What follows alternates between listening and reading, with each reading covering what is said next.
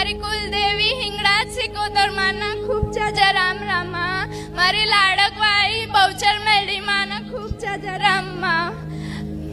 માં હું વડોદરાથી આવું છું. માં આજથી 3 મહિના પહેલા મારે છે ને ઘરમાં પ્રોબ્લેમ થઈ હતી. તો એ વખતે ને માં અમારા લોકો આમ ગુસ્સામાં નીકળી ગયા હતા અહીંયા બારાજે આવવા માટે.